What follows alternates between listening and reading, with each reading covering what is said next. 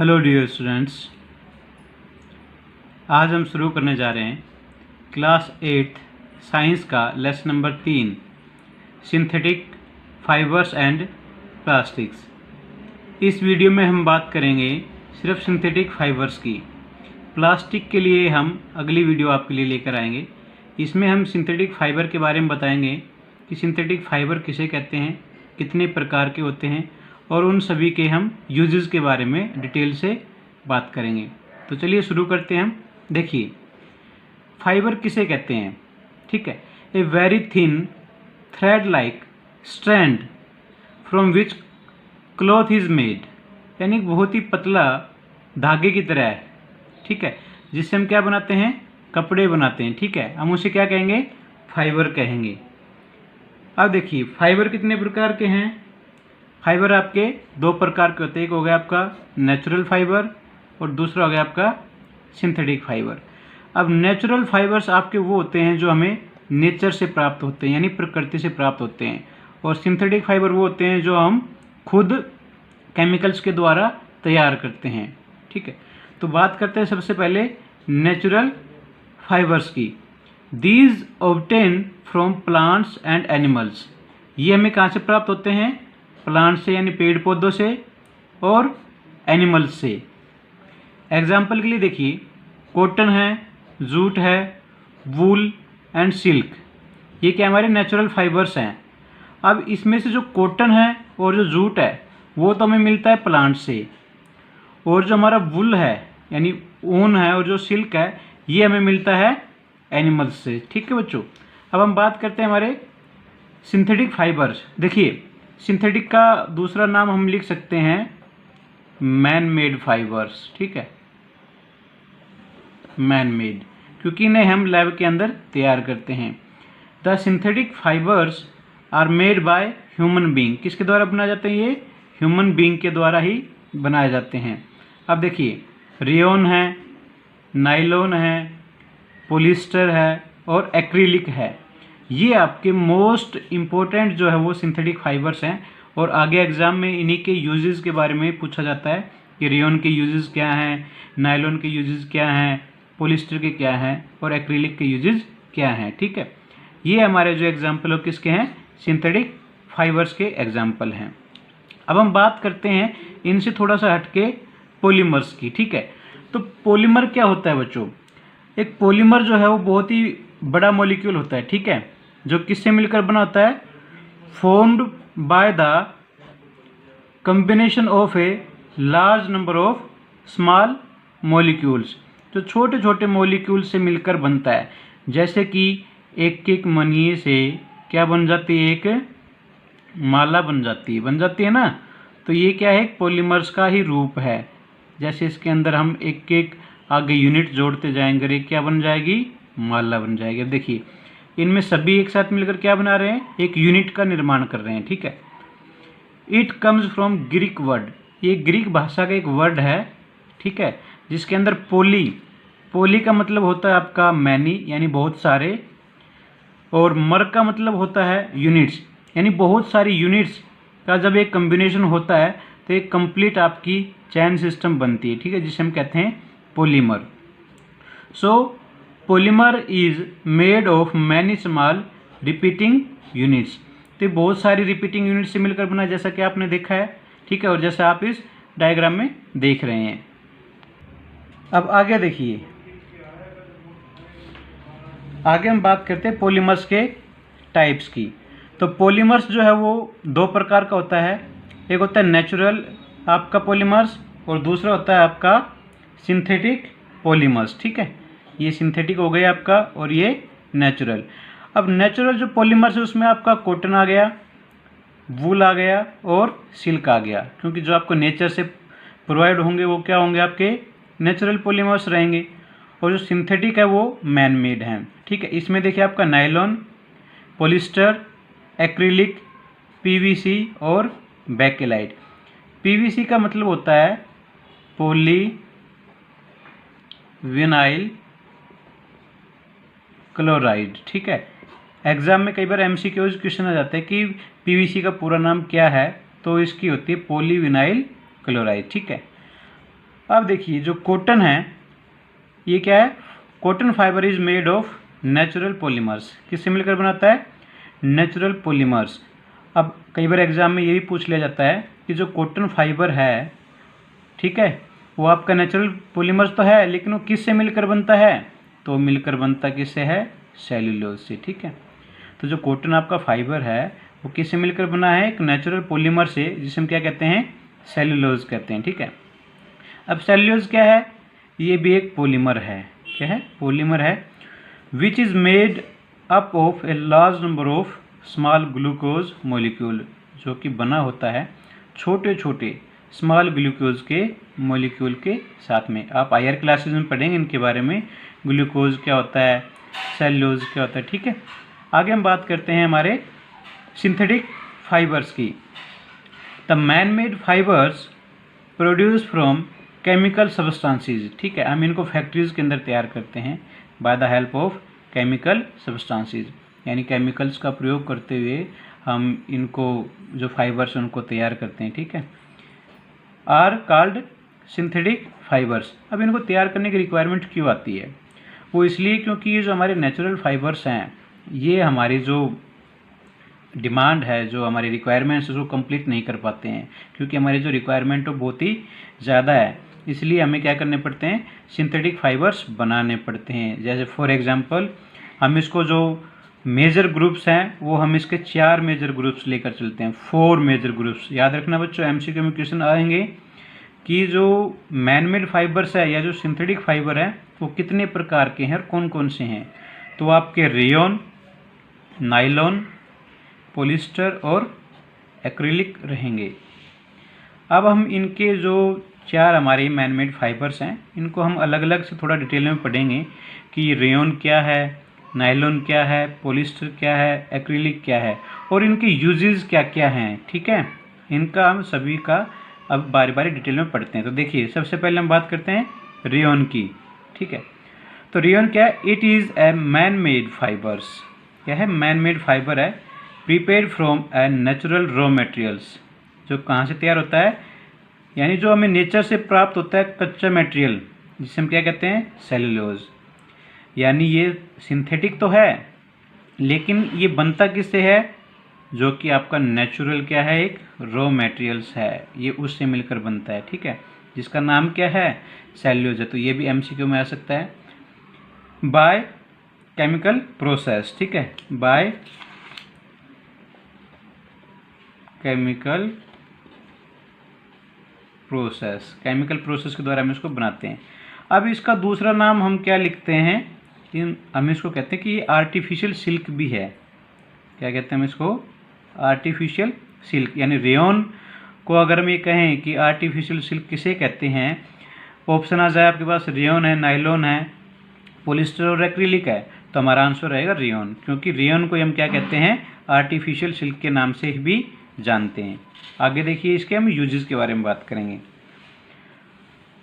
तो जो uses of rayon है वो क्या क्या है, देखिए it is used in textile industry. देखिए टेक्सटाइल इंडस्ट्री का मतलब होता है कि वो जो कपड़े बनाती है। ठीक है, जो कपड़े का काम करती है उसको हम बोलते हैं टेक्सटाइल इंडस्ट्रीज। ठीक है, क्या क्या करने के लिए, for making clothing like saris, sari बनती है, ड्रेसेस बनती हैं, सॉक्स बनती हैं, एट्सेट्रा।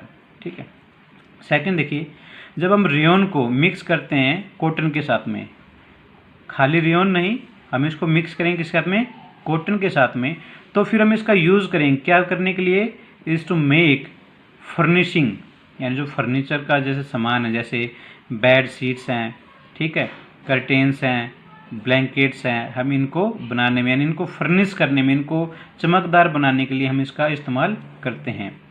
तीसरा पॉइंट है रेयन, जब हम इसको वुल के साथ में क्या करेंगे, मिक्स करेंगे, तो हम इससे क्या बनाते हैं, कारपेट्स बना लेते हैं। ठीक है, फोर्थ पॉइंट देखिए, rayon is used in medical fields. अब रेयन का प्रयोग किस में भी किया जाता है, मेडिकल फील्ड्स के अंदर भी किया जाता है। अब आपने देखे होंगे जो बैंडेज होते हैं, फॉर मेकिंग बैंडेज, जो हम हाथ के ऊपर लगाते हैं, कोई मान लो कट है या कुछ फुंसी वगैरह, तो वहाँ पे बैंडेज लगाते हैं।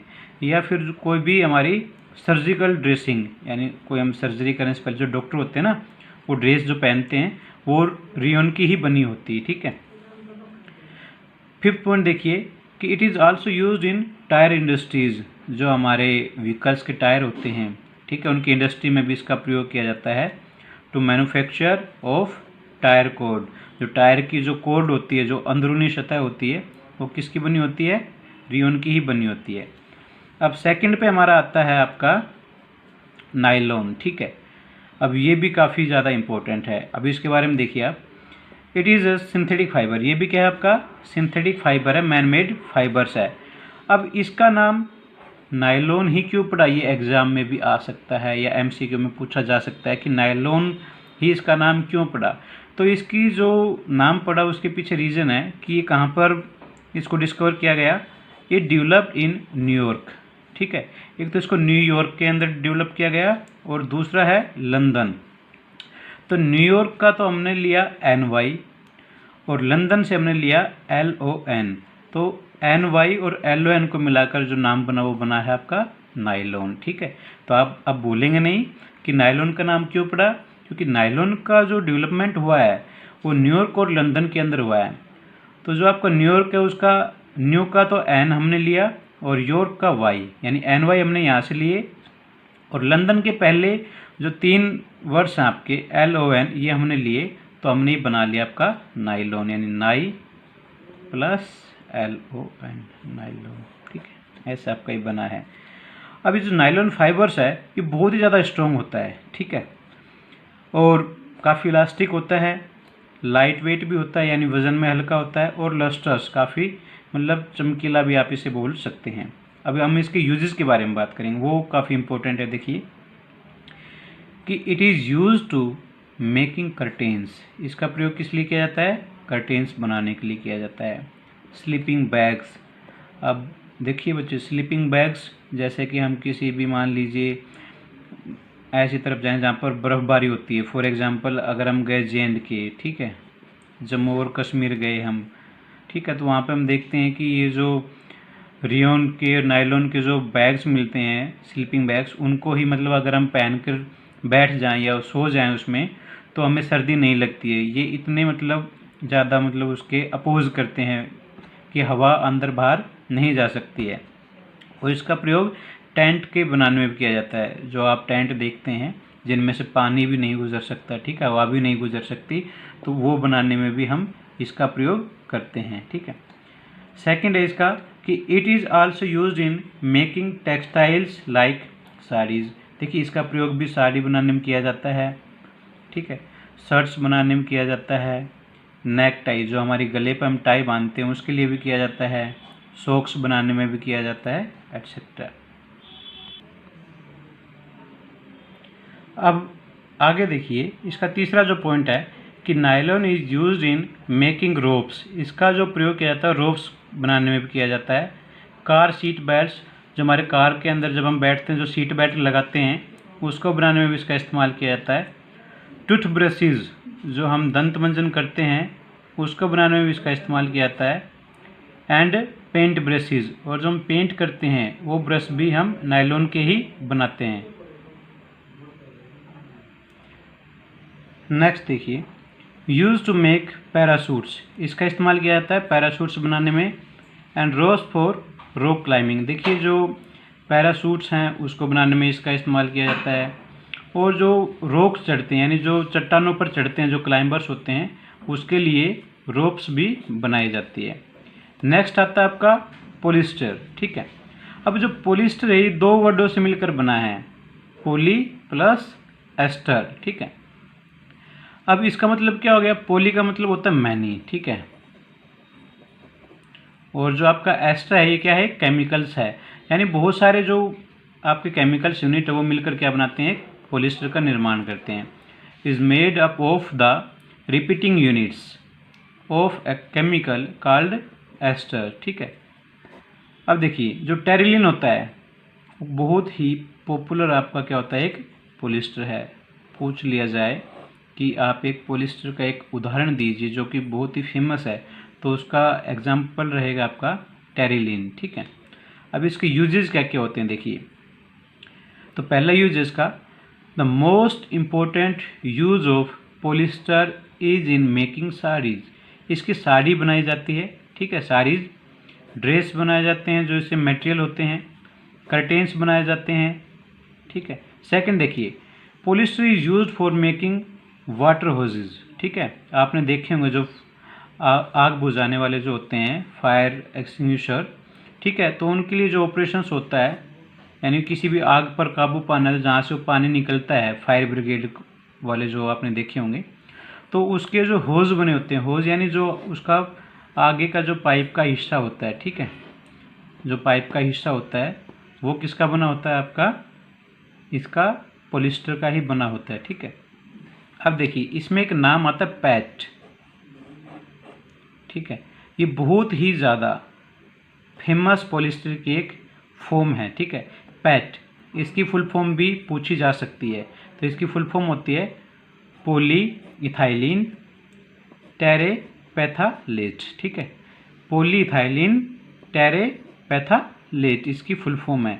ये बहुत ही ज़्यादा फैमिलियर फॉर्म है किसकी, पॉलिस्टर की। अगर कोई पूछे कि आप एक पॉलिस्टर की एक जो फेमस जो कोई एक रूप है उसके बारे में बताएं, तो आपका पैट इसके अंदर आ जाएगा, ठीक है।